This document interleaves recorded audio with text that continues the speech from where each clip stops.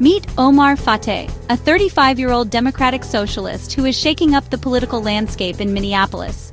Known for his passionate advocacy and grassroots approach, Fateh has quickly become a prominent figure in the city's progressive movement.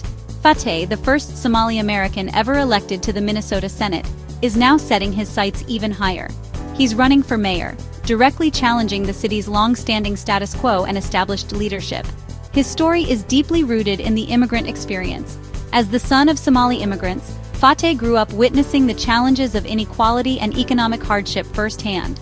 These experiences have shaped his vision and continue to resonate with working families and marginalized communities across Minneapolis.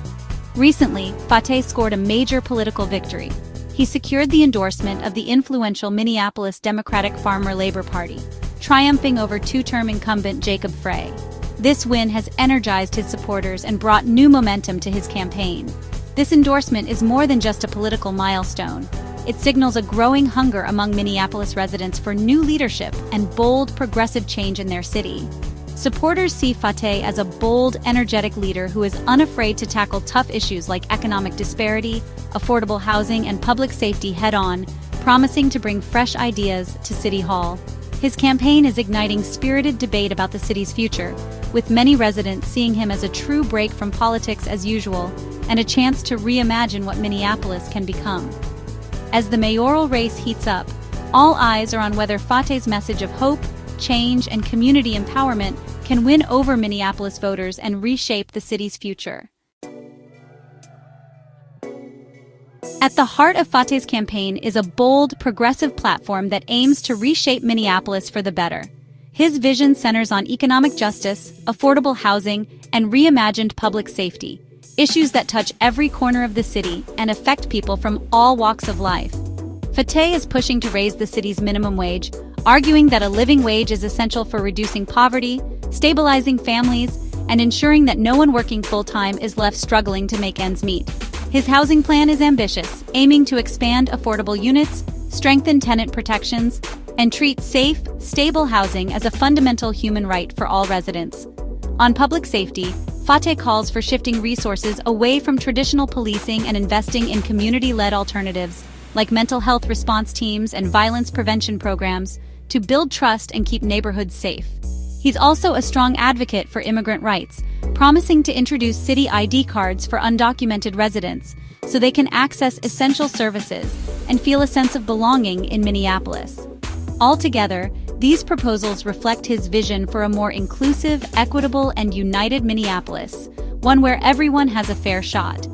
Fateh's agenda is ambitious and forward-thinking, and it's striking a chord with voters who are eager for real, lasting change in their city. Fateh's rise mirrors a national trend: young, progressive leaders challenging the Democratic establishment. His campaign draws comparisons to Zohran Mamdani, the Democratic Socialist who recently won New York City's mayoral nomination. Both are children of immigrants, both Muslim, and both running on unapologetically left platforms. Like Mamdani, Fateh is mobilizing a diverse coalition of young people, working families, and activists. Their grassroots campaigns rely on small donations and big ideas, not establishment backing. But Fateh faces a tougher path, taking on an incumbent rather than running for an open seat. The stakes are high. Can Minneapolis follow New York's lead in electing a progressive mayor? Minneapolis is once again preparing for an election, but this year, the city will use ranked choice voting, a system that's changing the way people think about casting their ballots. Instead of picking just one candidate, voters can now rank their choices in order of preference, giving them more say in who ultimately wins. If no candidate receives a majority of first-choice votes after the initial count, the candidate with the fewest votes is eliminated from the running, and those ballots are then redistributed to the next preferred candidate listed, repeating the process until someone secures a majority. This system could be a game-changer for candidates like Omar Fateh, who stands to benefit from being the second or even third choice of progressive voters who support other candidates first.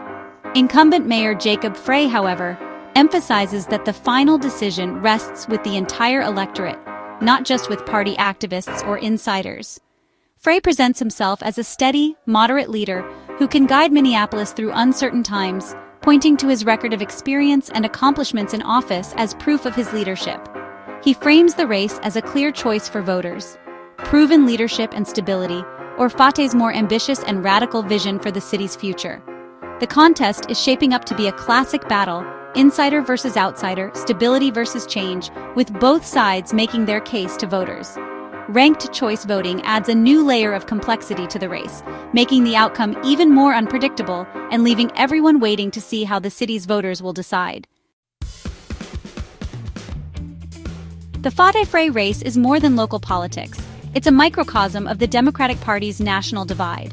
Fateh represents a rising, diverse, and impatient progressive wing, demanding bold solutions to inequality. Frey embodies the moderate, business-friendly approach, favoring incremental change and stability. This contest tests which vision resonates more: transformative change or cautious progress. The outcome will echo beyond Minneapolis, signaling the direction of the Democratic Party nationwide. A Fateh win would energize progressives and inspire similar campaigns across the country. A Frey victory would reaffirm the enduring appeal of moderate leadership, even in liberal cities. Minneapolis is now a battleground for the future of American urban politics.